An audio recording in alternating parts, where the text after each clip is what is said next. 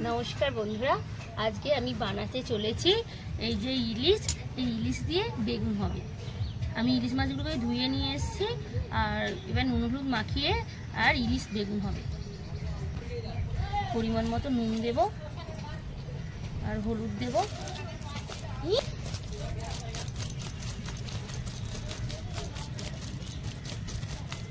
এই আমার মাখানো হয়ে গেছে। আমি এই বেগুন দিয়ে মাখা মাখা করব ইলিশ মাছের। এই আমার 15 মিনিট নুন হলুদ মাখানো হয়ে গেছে মাছটা।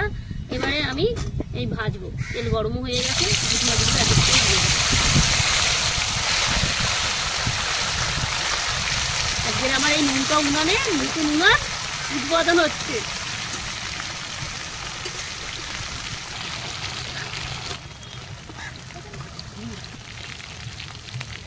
এই আমার মাছ ভাজা হয়ে গেছে, বেশি ভাজিনি, অল্পই একটু ভেজেছি, এক পিঠ ভেজেছি, এক পিঠ ভাজিনি। ইলিশ মাছ বেশি ভাজবে না। এই মাছ আমার ভাজা হয়ে গেছে, এবারে তুলছি।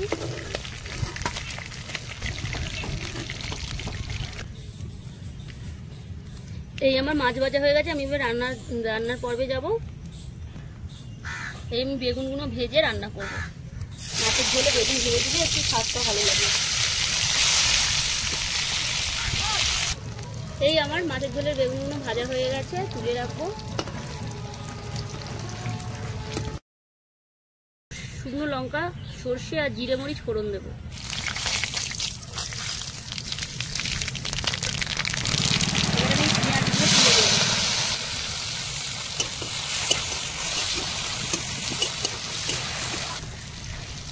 পরিমাণ মতন নুন দিলাম, পরিমাণ মতন হলুদ।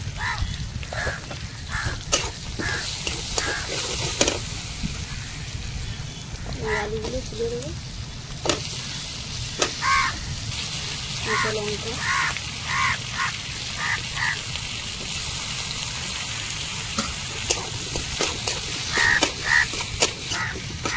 এবারে আমি এই রসুনটা দিয়ে দেবো আর এই জিরে মরিচ।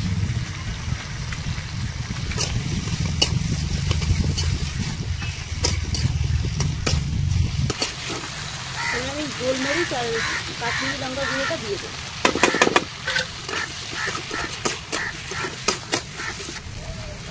এবারে আমার মশলা কষানো হয়ে গেছে, ধনে বাটা দেবো। ধনে বাটা দেবো আর এই পোস্ত বাটাটা দেবো। পোস্ত বাটা লাস্টে দিতে হয়।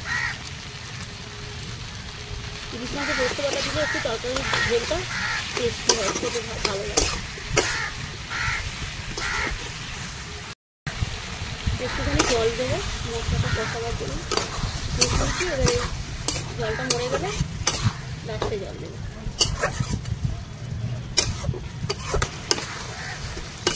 এই মশলা ছেড়ে গেছে জল, আলুও সিদ্ধ হয়ে গেছে। আমি এবার জল দিয়ে দেবো।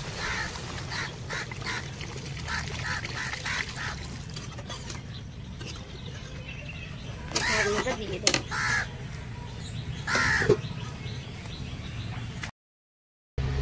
আমরা 5 মিনিট হয়ে গেছে, ঢাকনাটা এবার খুলবো, একটু নেড়ে দেবো। আর আমার যে বেগুন ভাজা আছে, এই বেগুন ভাজাগুলো ঝোলে দিয়ে দেবো। 2 মিনিট মতন ঝোলটা ফুটবে বেগুনটা দেওয়ার পরে, তারপরেই নামিয়ে নেব মাছ দিয়ে। বেগুনটা দিয়ে একটু মশলা দিয়ে দেয়।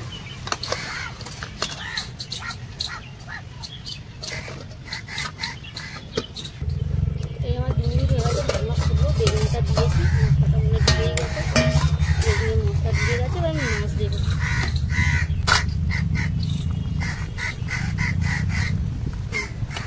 এবার মাছগুলো দেওয়া হয়ে গেল, আমি একটুখানি ফুটে গেলে নামিয়ে নেব।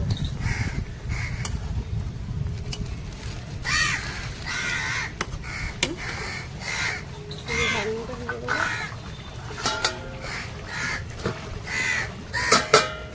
এবার ঢাকনাটা খুলবো।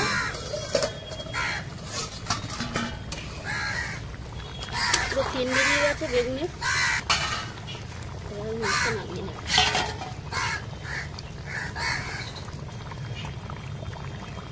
ইলিশ মাছ বেগুন জমে